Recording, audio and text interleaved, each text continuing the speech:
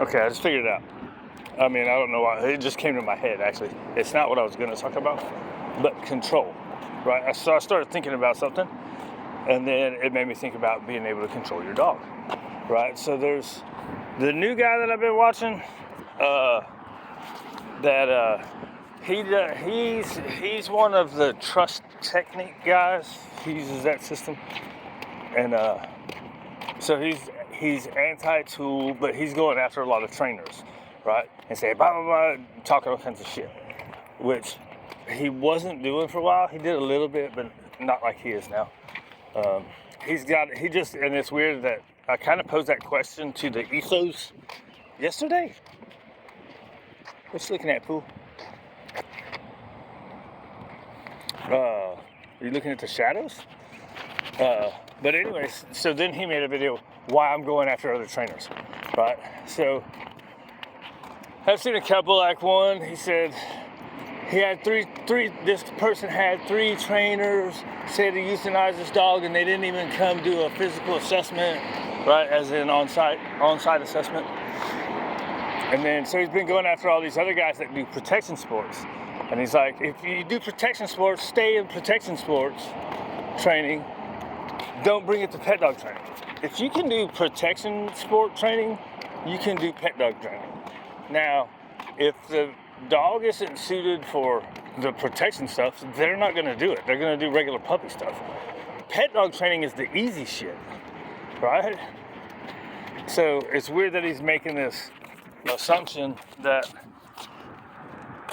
they need to stay in their lane and and that they can't do pet dogs, right? It's just weird to me, right? So, and one thing I think he's in one video he said that the IGP has got nothing to do with behavior and blah blah blah blah. And he mentioned that he had one that they had used one of the either Robert Cabral or Larry Crone, and then they come to him because that didn't work. The problem is, I'm sure he's got clients that he didn't work with, that it didn't work out, right?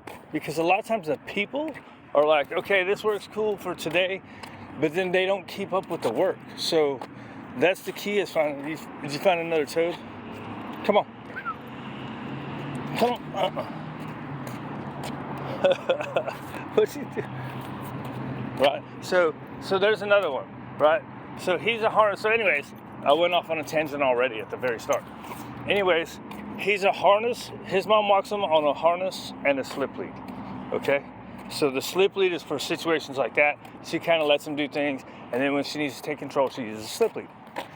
So he's kind of crazy hitting the harness on. So a lot of stuff I don't do like 20 reps at a time of. Like, if you take his harness being a nutso, if you take and put him on like a dog bed or something, or just get him to stand still, and then he starts wanting to flop, if you can do one of two things. You can wait for him to get up and be normal, and then continue working on the harness. That's gonna take you a lot longer. Usually what I'll do is I'll force him up, right? Hey, this is what I want. So I'll do that 2 or 3 times, and then after that, I'll wait, because now I've shown them what I want them to do. Sometimes waiting for them to figure out what you want takes a long time. Now, I think if you do it that way, if you let it take a long time and then they figure out what you want, I think it's gonna stick faster. However, if you have the time to wait for 15 minutes, 20 minutes for him to get up and stand there so you can then put the harness on. Usually people don't. So I like to 2 or 3 times and then pause, because then it might only take 5 minutes. So that way the first time you're waiting for him to figure it out, it might only take 5 minutes as opposed to 15 or 20 minutes. Anyways, that's just my thought. I'm probably wrong. There are people that say otherwise. People say to wait, and people say to make them do it until they start doing it. So it's all a pick your poison, right? What do you have time for? So anyways, get into control. Now I forgot where I was going because I did 2 tangents already. Oh no, I didn't. I did one that was kind of, so that was, so I don't do, that's the kind of stuff I don't have time to do. Like, ideally what you would do is get him to stand there, and once you get it on, he's gonna be pretty calm. Then you're gonna take it right back off and put it right back on. Take it right back off, put it right back on. So that way you get a bunch of repetitions of it. So in my head, I'm like, if I was walking on the harness, I'd be doing it 4 or 5 times a day anyways. So that's 5 reps every day, right? So that would be one day. One day I would kind of stand him up and put the harness on, right? Because he would flop and he puts his head down. You just pick him up, right?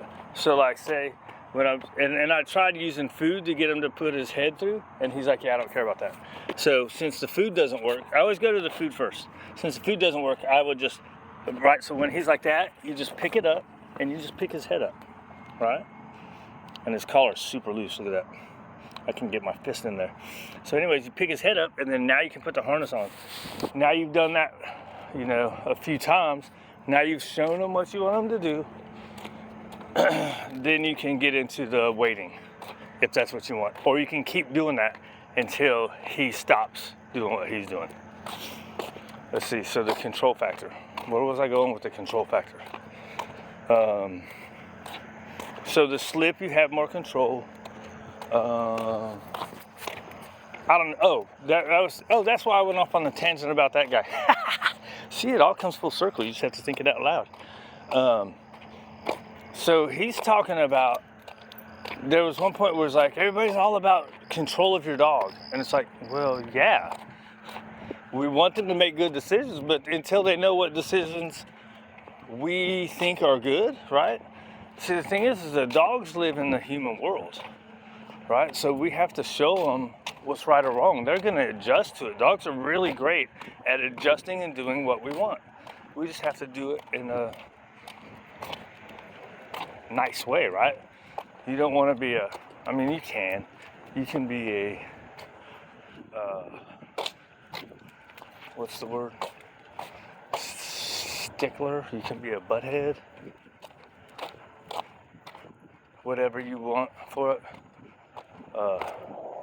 I hate to use disciplinarian because I like the word discipline as keeping routine. You know what I mean? Teach them what you want. I know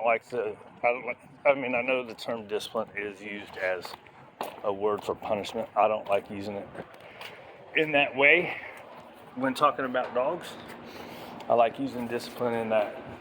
Here, I've taught you this. We've gotten to a certain level, and we're staying at that level, or we're going to the next level, whatever, right? A level of teaching.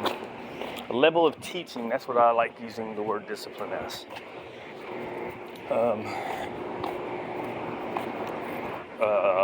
So anyways, you can be an asshole about it, but you don't have to be. And you don't have to use food.